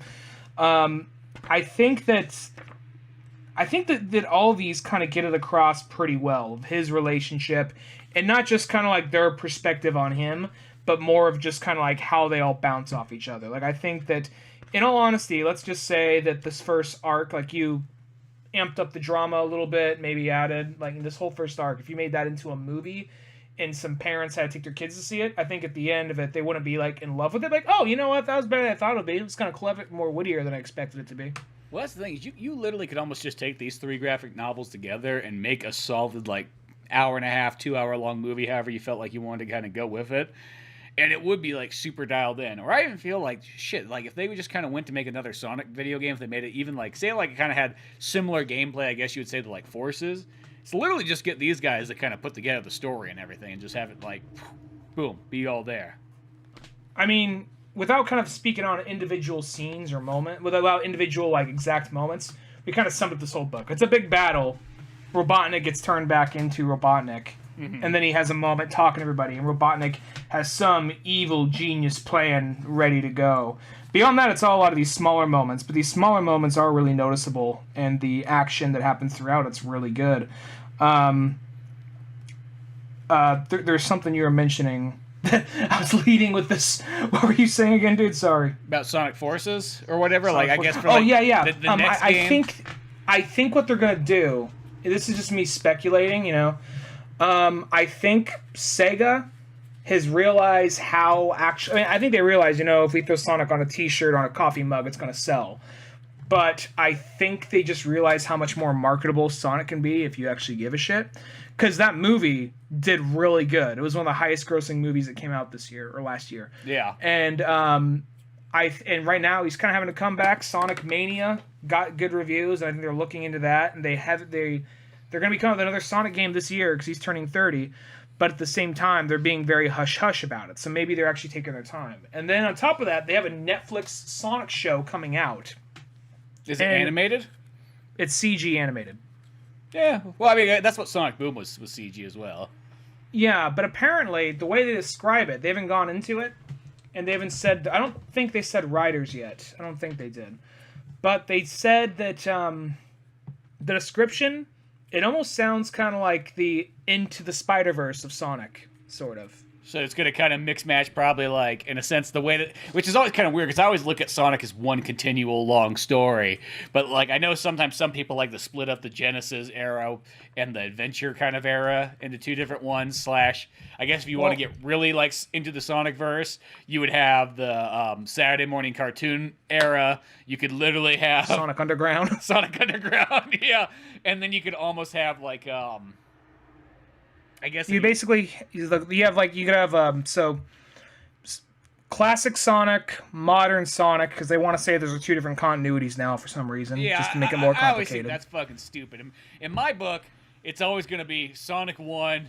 That's the start of it, and because it just makes Sonic Adventure make more sense if he already had fucking. You know, in a sense, 3 main stories. Yeah, already, you know, just including, I guess you could say, 3 main stories and then some side offshoots like Knuckles Chaotix and CD. Or, I guess, 4 main ones of CD. Yeah, so I guess what you could do with it is, if you were to do the end of the Sonic-verse, you would have classic... what way they're doing with the new thing they set up. Classic Sonic, modern Sonic, Sat AM Sonic, bullshit Roadrunner ripoff Sonic... Oh, Sonic Boom Sonic. Sonic Underground. I think doing the comics would be kind of redundant because, or maybe the British Fleetway comics, but I think the American Sonic comics would be redundant because it's really just a cross between the game, the Saturday morning cartoon, with a dab of like their own stuff, you know, or a lot of their own stuff by the end of it. It sounds weird. I could see almost. I could see the Saturday morning Sonic one maybe being thrown in there. That one might have some weird rights things tied up with that one. I feel like the Roadrunner one, I'd be kind of hard pressed to see that, but I could see them kind of doing a thing where they maybe combine it's kind of the Spider-Ham kind of thing. Well, I was gonna say that where they combine that one with the Sonic, not Jam, Sonic fucking Underground. If you kind of, because those 2 are both made by a Canadian animation team and so on. Like you can just that's what you meant with that Canadian band. I didn't recall it because I was like, fuck. I don't know what band he's talking about. Like Sum 41, Rush, you know. So no. Because I always think of because those two, the Sonic the Roadrunner show and Sonic Underground are made. But that's like the Canadian Sonic is what I always think of that as, because that's where those come from. Is a Canadian animation company. Sorry, we don't got Sega over here yet, eh? Yeah, so I say that, but I know Canadian David Razzie's Sonic. a Sonic fan. So. It'd be hilarious if they just referred to it as Canadian Sonic. Canadian Sonic. It's just like a big fucking they're just looking at a screen of multiverses. There's just a Canadian flag there with his double neck guitar. Yeah, exactly. And also, this would be super deep cuts, but this might be almost too much for them. But in a sense, like the Spider Pig, you know what would be really more like that is if you had Mr. Needlemouth. Oh, you know what? I was gonna say that could be. It wouldn't surprise me the least bit if they did a. There's that game that came out for the Wii where you play as old school Mickey, and at some point you switch off and play as the concept art Mickey. I never played it, but I know that game. Oh, it yeah, Mickey's Epic Adventure 2. I have it. Yeah, I wouldn't surprise me the least bit if they did that. Before he was even a Mr. Needlemouse, he looked like a Rubber Hose cartoon character ripoff, where he had a little bow tie and he had rabbit ears. Oh, yeah. But I feel like you could take one of those and you could even have the Madonna character in there and everything like that, and just have that be the weird one. Because you know what I mean? You have sort of the classics, you have the new, you have kind of that's kind of cool, and then I feel like you got to have the bizarre one. I want to say, I'm not directly quoting it here, but when they said they have a new, they're making it's called Sonic Prime. So Sonic Prime. Well, that leads me to believe they're going to the original, the starting point. That's my guess, just from that name. And it says a multi-dimensional or multi-universal, something kind of like that, game, movie. Sorry, I can't talk right now. Series that is for new Sonic fans and old Sonic fans, aimed at kids, but old school Sonic fans could still enjoy it and watch it. And then something to the effect of it's also going to be a story about self-discovery and redemption. So it sounds like that's more a description that you hear oh, you got a Sonic movie coming out. Yeah. Well, what can you tell about it? He's blue or some shit. I don't fucking know. You know. Then I guess that's the other one we forgot to mention is the Sonic movie one would probably be one of the other characters, that version of Sonic where he's almost kind of like a 10-year-old boy. Yeah, and I mean, in a world where, Marvel's finally going out of their way and merging Fox stuff, I think they're going to pick and choose. I mean, are you? I'll spoilers ahead here, folks. Have you watched WandaVision? No, I was just going to wait for all those ones to come out. I feel like once one of those ones, there's no reason to start it, till they're without spoiling who or what, you see something... They bring something from Fox into WandaVision at some point. So let me just say that. Something from Fox comes into WandaVision. Like what? Like Eddie Murphy's the PJs or something? Quicksilver from those X-Men movies. Oh, they use that Quicksilver instead? They're like, fuck that other Quicksilver. Fuck, who was it? Kick-Ass. Yeah, Kick-Ass, yeah. And the guy from Savages, the hippie from Savages. Yeah, exactly. Fuck that Quicksilver. Well, no, it's kind of like, I like both of those Quicksilvers, but still. One of them, let's be honest though, the dude who played him in the X-Men movies had more to work with and more to do. Let's be honest. Yeah, he's been in 3 or 4 movies since then, I guess. But where Kick-Ass just had to put on a fake Russian accent and say you didn't see it coming, and then fall down dead, you know. I cannot mention my father. Well, that means they can finally, hopefully, actually mention Magneto then. But. Well, I'm guessing. I mean, I don't want to make this all about that show, but yeah, no, it was literally the stinger. It just might be kind of a simple joke because she's projecting out this she's altering reality to make it like a sitcom for, and they made a joke about she recasted her brother. They made a quick joke like that, but it was almost kind of like the stinger at the end of the episode. Mm-hmm. So we don't even have the full explanation of what it is. If it's just a joke about it, or if he's going to be part of the universe now. You know what I mean? Oh, yeah. Well, that's the only thing is that show did look kind of jokey. That was my only fear for it. I'm like, I don't know. Looks like it's going to be too slapsticky. Well, right now on Marley and Cameron's podcast, the water cooler, lately they've been covering each episode, and I've been going on there to talk about it with them. And what that one is, the first 2 episodes are basically I Love Lucy, more or less. And then there's these weird moments where it gets intense and you don't really know what's going on, like quasi psychological horror. And then 3rd episode, it's like more like a Brady Bunch, but it's still kind of like odd moment. It gets really tense in some scenes, like oddly out of place. And then you get to the 4th episode and they just spell it out for you. She went into a town, took it over, and is altering reality to her whim to make herself happy. So she's trying to make it like a sitcom. And right now they just got done with episode 5. Interesting. Yeah, at some point I might give that one a go. I don't know. It's weird. good. Well, it's weird because it's like Vision's one of my favorite like Marvel characters, but for some reason I looked at that show and was like, that looks fucking weird. I'm not too sure. I'm afraid that it looked like it's like everything is like that's always the only thing about a Marvel thing that mostly is like the biggest turnoff to me is when they get too like goofy comical, and I'm like, shit, it looks like they're like really getting into that. That's the thing about it. You think it's doing that at first, but it goes on, and the jokes. I mean, one heads up. I gotta give you a heads up, specifically you.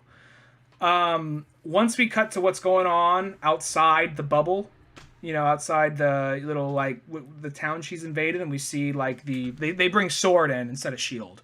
Once we see the sword agents deal in there, you see the Asian dude from Ant-Man, who is Ant-Man and the Wasp, who he was a little bit of a funny guy in that, but he wasn't too bad. You get the grown-up version of Monica Rambeau from Captain Marvel, and then you also get, this is the one I got to prepare you for. You get Kat Dennings from Thor. Oh, of course you would get her. She does her little like witty one-liner shit and all that.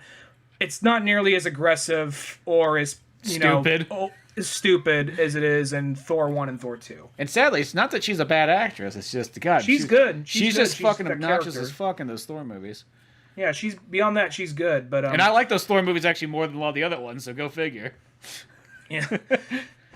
But the first 2 Thor ones, not the 3rd one as much. But so we went on off a tangent on WandaVision. Yeah. I'll say give it a chance. It's good. It's building up to something. But anyway, but Sonic, I guess that's somehow multiverse shit. Sonic wants to do multiverse shit. Wanda's doing multiverse shit. Yeah, so it sounds like that can kind of mix match things in there and whatnot. But I don't know.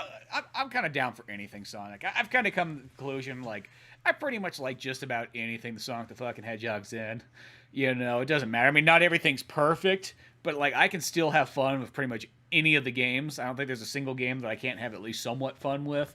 You know what I mean? Like these comic books, I think are the most dialed in, and the whole experience. Of course, I always love the fucking Saturday morning cartoon show and the movie. Shit, that was right up there as one of my top favorite movies of 2020. So it's on my list too. Yeah, it's just like one of those ones like.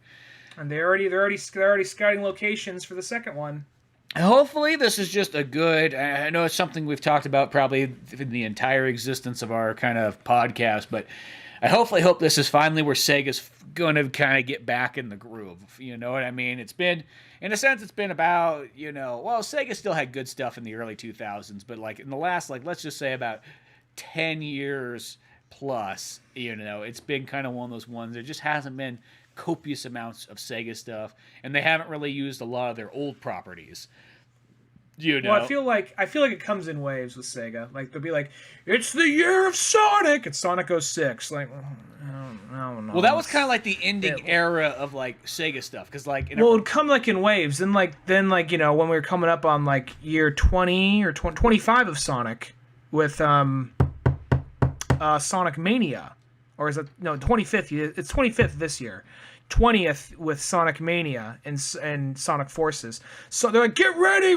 They love Sonic Mania! They're looking to Sonic IDW! There's a fucking movie! Sonic Forces! Like, oh, fuck. They don't like it. I don't know what to do now. Yeah, well, because the thing, too, is like, it's not that Sonic Forces isn't a bad game. I mean, it's not amazing. It's okay. It's just okay. Really. Amazing, but it's still solid middle of the road, you know what I mean? Like, it's not going to fucking change your mind, but, like, I had fun with it, It's the Sonic fucking race car game was fucking, and I know that's, like, different, but, like, there's that, but I mean, like, I'm going to say Sega as a whole, though, like, it's been kind of a long time, because Sonic 06, that was kind of about the, like, around that time period was about the ending run of like when Sega was kind of making their kind of bigger games, because they had like a Golden Axe game that came out around that time period. They had an Altered Beast one on PS2, and it only didn't come out in fucking America. They had some of these other ones. I'm not saying that like they're necessarily like all amazing games, but they were still using some of their older properties. They still had a Shinobi game that came out on 3DS, which being the last one. And then it's just weird when that's like always like, what was the last Shinobi game that came out? It was a 3DS one. But so hopefully now it seems like there's kind of this little bit of resurgence. Like Sonic Mania did good. Streets of Rage 4 did good. The Panzer Dragoon Dragoon, I don't know how well it did, but like it's a super solid fucking remake. Sega Star Fox. Yeah, Sega Star Fox. Technically, before Star Fox 64. Yeah, but but like it's kind of like Transformers and GoBots. Like the fucking GoBots are the ripoff. Well, Transformers. Well, they kind of came out before us, sort of. Yeah, it's like was as far as or like other way around. Yeah. GoBots. Yeah, I mean they probably technically all worked on it at the same time. But yeah, there's that. There's just been kind of a handful of those kind of things there that hopefully I hope that this kind of, even if Sega just did some re-releases that were not Genesis games, that's always like my biggest thing. I mean, like, don't get me wrong, the Genesis library is great, and I know as far as like, if you look at Sega as far as history and like, money making areas, Genesis is where you made all your money. But I think they don't realize that like Sega fans really also like the arcade, the Saturn, the Dreamcast, like that. There's so much of that, and it'd be nice to see. One, even if it's just like kind of remasters kind of brought back out, I mean, I will say Xbox One at least kind of keeps Sega alive a little bit better than other places, but it'd be nice to kind of get some more like, hey, can we get like a Saturn collection of, games, like have Virtual Fighter on there? I mean, got the Panzer Dragoon, obviously, but even Sonic Mega Collection, there's some games on there. It's like, why is there no Knuckles Chaotix on here? I mean, I know it's not a classic game. Or maybe like Sonic's Gems Collection, even like that only. Well, I guess that did have some Saturn games. Never mind, that had the Sonic R, the only Sonic Saturn game. Yeah, I had that one. I guess. Well, yeah, Sonic's. The thing about that Gems Collection, I know. They Jams. I mean, Sonic Jams, but Oh yeah, well the Sonic Gems Collection one, like that one, it only has like 3 main Sonic games. It's got the Game Gear games, of course, on there too. But like, that was like an opportunity that I felt like they should have utilized a little bit more. Like, it's cool that it had Sega CD, and I mean the best part about it was probably had Sonic the Fighters, because you couldn't technically own that beforehand.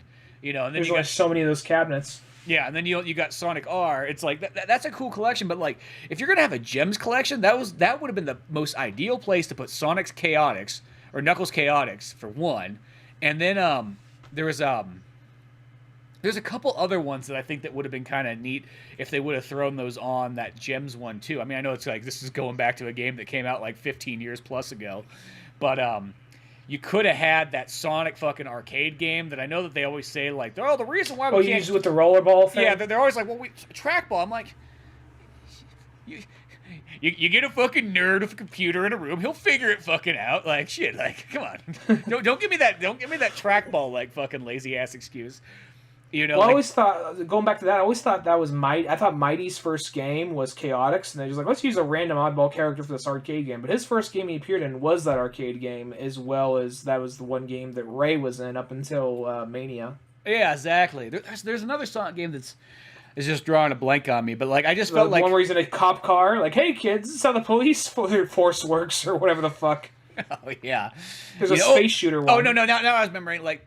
This is the other one that they should have thrown on that Sonic Gems one. It doesn't sound like the most exciting, but they should have thrown the Sonic's 3D Blast, but the Saturn version on there. Because they had the Genesis version on the Mega Collection, but the Saturn version's actually a much better one. It's like, I mean, the Sega one's good too, but like the Saturn version's just more dialed in. You got the bigger soundtrack, the graphics look even better, and so on. Like, I don't know. I felt like that was another opportunity that they could have had to kind of have that. But even beyond Sonic, I just think it'd be cool to see Sega kind of go like, hey, like let's get a new Virtual Fighter out there. Let's get something else out there. And, I know Sega probably be looking at you, be like, here's the thing. Sonic or Sega fans make up like 0.01% of like the fucking audience of like sales, and we need to get some fucking money going. Yeah, no, that's true. Because it's like the Yakuza is like the only real big Sega thing that they've been making in the last like 15 years almost. Maybe they might do something like, all right, yeah, we'll lease out Streets of Rage, and someone really wants to make a sequel to it that badly. Yeah, and I mean, that's what I kind of hope too, is hopefully because Streets of Rage did pretty well, hopefully you'll get a Golden Axe 4. Hopefully you can get some of those other games to be kind of pulled out of the closet. I mean, I would love to see a brand new Phantasy Star, but I think that's like the longest, a real Phantasy Star, not a Phantasy Star Online. Like, I think that's No Skies of Arcadia? Oh, I would actually love to. That would be just as amazing. No, I'm just saying, like, the likelihood of that ever happening. Just more speaking like yeah, I mean, because that's like the other Phantasy Star, but like, I mean, RPGs is already close to like a dead genre. I'm not saying that, you know, Pokemon still keeps it alive. You know, there's still some, like Bravely Default 2 will come out, but it's so rare to find traditional RPGs anymore. So it's like, I feel Phantasy Star's already like, that's like the long shot for like the hardcore of hardcore RPG fans. But still, it'd have to be pretty fucking cool if they could do it. But you know, I know there's only so much money in life for so many good things. But who knows? We'll see what that Sonic cartoon kind of brings and whatever. Hopefully we don't get another Sonic 06 where they're like, rush it out, Sonic's fucking 25th anniversary. We got to make sure it's there, you know, on PS5. But we designed it for the Wii U. What? Yeah, you told us to do it. I got fucking confused.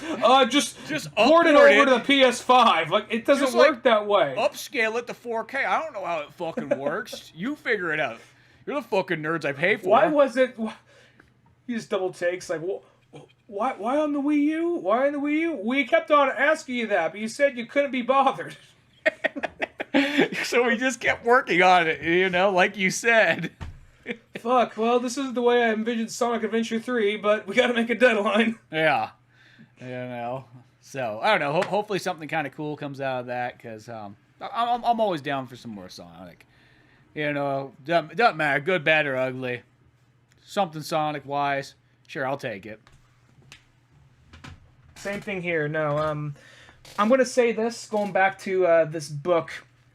Maybe we can cover the next arc, because going off, I only have the first... I think there's only 7 out right now, and I have them. But I want to say they go by in... I want to say they kind of go... Like in trilogies, roughly. Like, I want to say maybe the last one I read may went on for a little bit longer, but I want to say they come out roughly in trilogies. So, yeah, and that one was good too. I'll be honest, like the first arc more. We can maybe cover the second arc at some point if you want, but maybe just give a small break to Sonic and come circle back around to it later if we want to do the second arc. Yeah, I'd personally love to do that, but yeah, I think that's the thing. Switch it off to something else, find, you know, kind of break it up a bit, and then, yeah, come back around again, because, yeah, these Sonic books are great. I love them. Art's fantastic. Stories, you know, it's all there. Dialed in as can be, but beyond all that good fun stuff, you know, all that good Sonic, go to oldmanorange.com for more podcasts, comic books like Pizza Boys, old animations, and all that fun stuff. I'm Spencer Scott Holmes. And I'm Ryan Dunnigan. And we'll see you some other time. Later, folks.